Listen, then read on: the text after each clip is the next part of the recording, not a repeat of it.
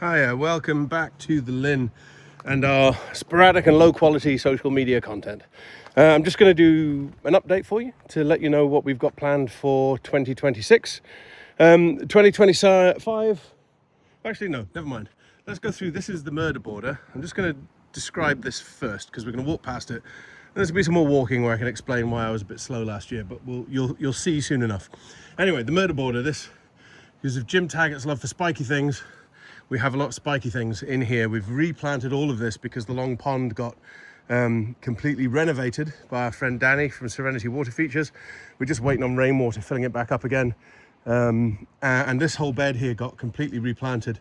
The murder border, because as I said, Jim Taggart loves spiky things. We've got some Rapithamnus spinosus, we've got a few berberis, some really, this, I think there's a Rubus perfoliatus. This is a beautiful little scrambler. What else have we got in here? That is a xanthocylum, I believe. And then we've got some brambles. Principia utilis. Now this guy is about to flower. Where are the flowers? So as well as these horrific murder spikes, which, can I get the thing to focus? I'm gonna struggle. Here we go. Let's put my hand behind it. That usually helps. That's not helping. There you go. Look at that. That's focus. So those spikes as well, but it also has these beautiful little delicate yellow flowers. It's a very cool plant, that very pretty, very robust, and incredibly spiky. And the Japanese bitter orange, which has, if anything, even more horrific spikes than the Principia utilis. This is absolutely beautiful. This is Rubus squarosus. This is basically like growing barbed wire. And these guys look very, very happy. So the murder border is sort of settling in, and hopefully this year is going to sort of come into its own. This up here is the top garden, which, as you can see, is currently a bit of a wasteland because the rebuilding of the house has necessitated this turning into a great big car park. There was not much here anyway, but the whole redesign project is still ongoing, so that's a little bit slow. So you see the the scaffold up around the house. Now, I finished my degree last year in sort of May-ish. So I'm now fully qualified with a BSc in Botanical Horticulture from the Royal Botanic Gardens Edinburgh. It's actually called Horticulture with Plantsmanship, but it's basically half botany and half gardening. But I've done it. I've qualified. I have my degree, which is awesome. And I thought that would allow me to leap back into this project with renewed enthusiasm, but actually I totally burnt out and completely flaked out for most of the tail end of 2025. Not helped by the fact that the house, which we were supposed to be moving into last November, November 2024 we were supposed to be moving into it, and it turned out it's been completely bodged, and we've had to rebuild it again, going all the way back to bare stone. So we are going to have to build this house twice. This is the subject of an ongoing lawsuit, which I'm not allowed to, well, probably best advised not to discuss anyway. But again, if you want to know why my enthusiasm for this whole project got kind of killed, this has got a lot to do with it, and the fact that we've had to rebuild the bloody house twice and pay for it to be built twice and sue somebody for not building it right the first time. All the fun things.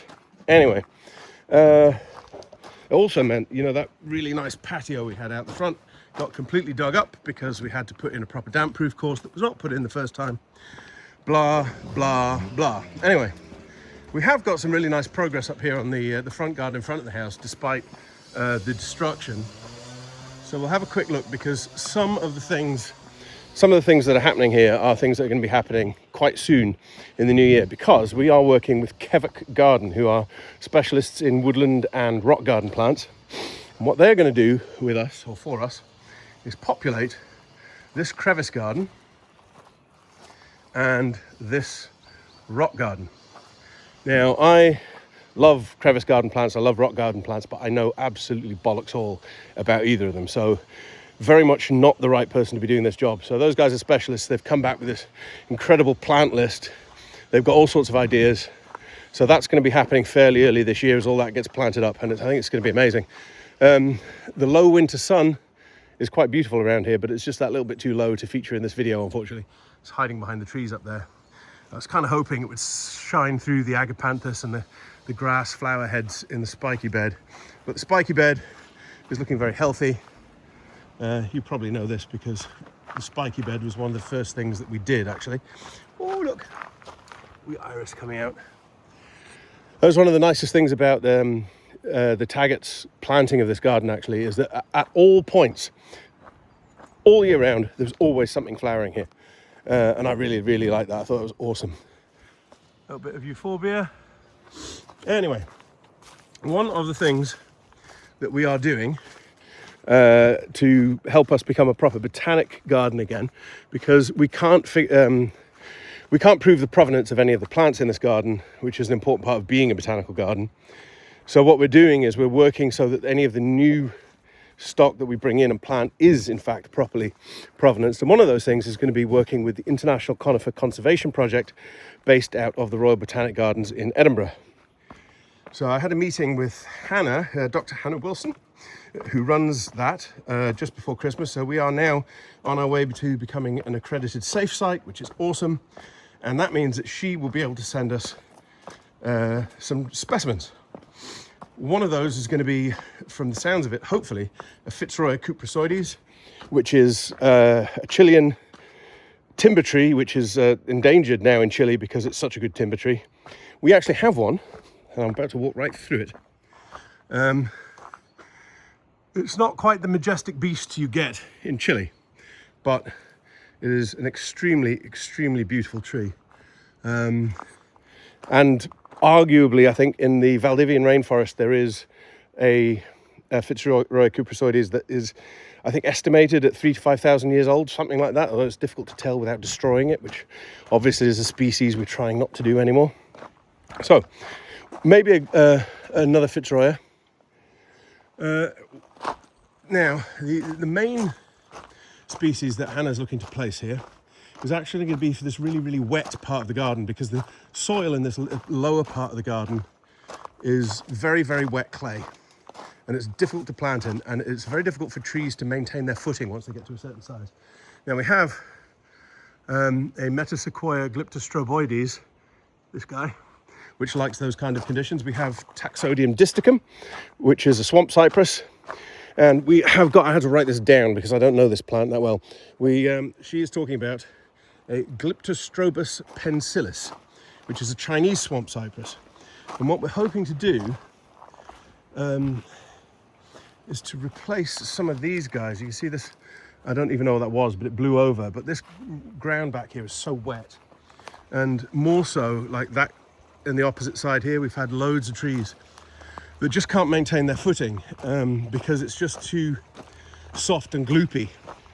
And I'm hoping that these specially evolved swamp cypress trees, which are happy to have their feet in water for a certain portion of the year, not the whole year, but I'm hoping that they'll be able to keep their footing in this ground a little bit better. I mean, you can see here already, this dude is blowing over. Not blowing over, I think it's just tipping over, because there's just nothing for it to get hold of. We've had to take a lot down in here, so this area here is quite thinned out, so we're going to try maybe a couple of them down here. We have a swamp oak. That's a Quercus palustris, which is a swamp oak. There's another kind of North American swamp oak we're going to try out here as well. But this overall is a very difficult place to plant, and I'm hoping that the ICCP opportunities will help us do a nice job of it. One of the things that we did quite recently was clear out this path actually and cut these Astelia back because they were overgrowing it completely. We've sort of distributed them around a little bit more, so you can actually get through here now. See these primula, really, really nice. And Hannah has basically filled in all these piles of stumps with soil, and we're going to fill them with ferns because, again, as I said, this is a very difficult part of the garden to plant. And so when it comes to things like the Astelia, the primula, the ferns, which clearly do thrive here, we feel that's something we had better lean into. Now, you ready for some out-of-shape middle-aged man breathing because he has to walk upstairs while talking at the same time? I'm going to take you over to the main drive, well, the other side of the main driveway to the burn. So our garden is divided, well, it's not really in half, it's more like 3/4 to 1/4. But as you go up the driveway, this, on the left is most of the garden, and on the right is the burn.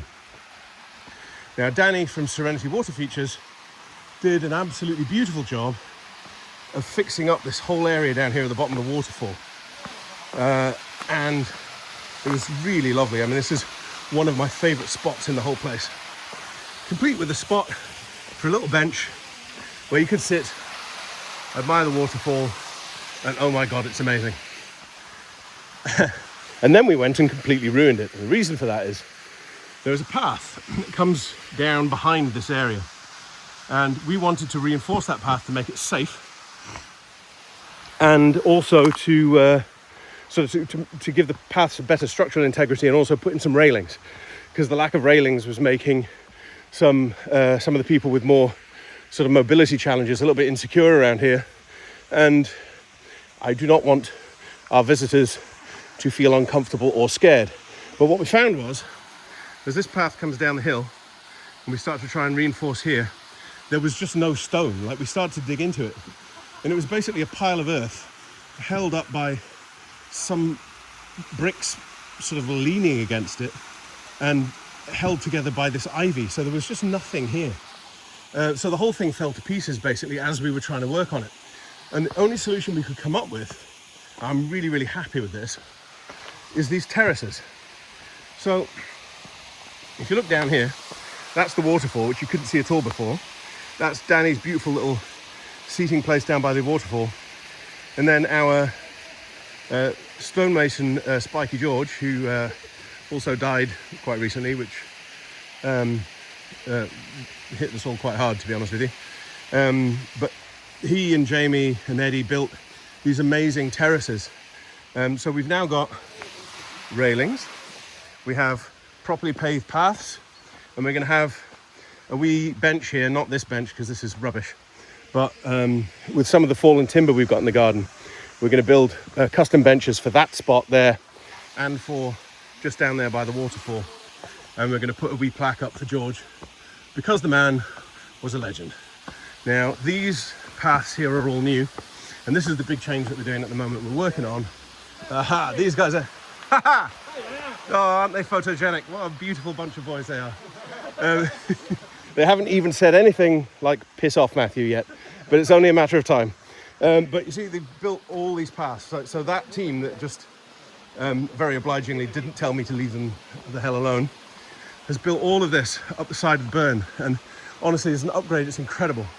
And you can see the wall that they're building now, which is to give us access to the path on the other side of the burn, which we haven't really let people into for the last 4 years, because it's been frankly dangerous. But the one thing slowing them down is at the Linn, there was that stone bridge which you saw earlier.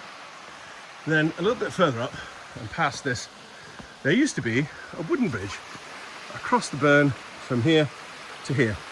And slightly further up again, there was a metal bridge, a red metal bridge made from the remains of the old tennis court that used to be where the long pond is. So what we're doing at the moment is we're redesigning those bridges so that we can put those bridges back in, which will hopefully happen in the first part of this year. The guys will finish these paths on the far side of the burn there. All of this nonsense will come out of the garden. And fingers crossed, that whole, and here we are back at the driveway. So as I said, most of garden over there to the left, the burn over to the right. And what this is hopefully going to do is that once we get these bridges built and we get those paths rebuilt, we'll be able to open that whole side of the garden up. And that is going to be a massive, massive difference from the last few years. And now, assuming that the guys rebuilding the house for us can get rid of all that scaffolding, which obviously I'm not going to push them to do. After our previous experience, we want the house built right, not fast. But if they can get rid of that scaffolding, we can maybe, hopefully, open up sometime this summer. We're supposed to open up last summer, but by the time you've got scaffolding and diggers back in the garden, that is basically impossible. But even in the first week of January, you can see the place is starting to wake up a little bit.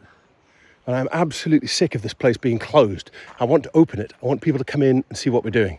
So that is this year's plan. We'll see how we go.